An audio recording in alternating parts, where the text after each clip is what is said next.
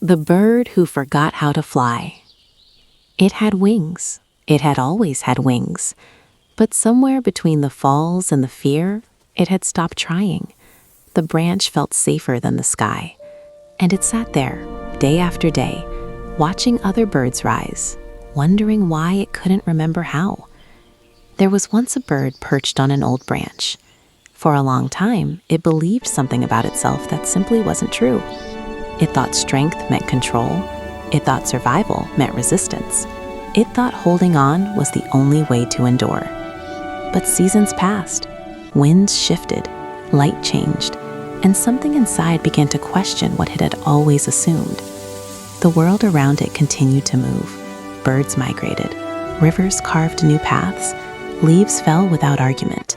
Yet it remained still, convinced that change was danger. One evening, as the sun lowered gently across the horizon, a quiet realization formed. What if stillness was not strength? What if surrender was not weakness? What if growth required something deeper? The tension built slowly, not outside but within.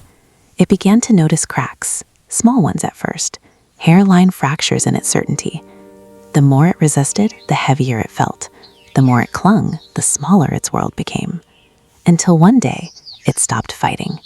Not dramatically, not loudly, just quietly. And in that quiet decision, something shifted. The fear it carried for so long began to loosen. The pressure eased. The weight lifted. Not because the world changed, but because it did. What it once saw as loss revealed itself as transformation. What it once called danger revealed itself as invitation. And in the soft aftermath of surrender, it discovered something unexpected. Freedom does not arrive when we conquer everything. It arrives when we release what was never ours to control. From that day forward, it was not the same. It was not weaker. It was not smaller. It was lighter, clearer, more itself than ever before. And perhaps that is the quiet truth we all forget. Sometimes the thing we are holding on to is the very thing holding us back.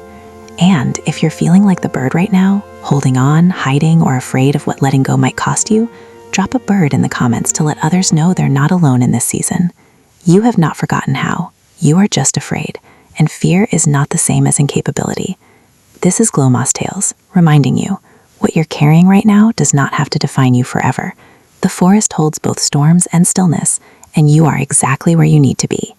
If this story moved you, share it with someone who has stopped trying because they stopped believing they could. Sometimes all it takes is knowing someone else understands the weight.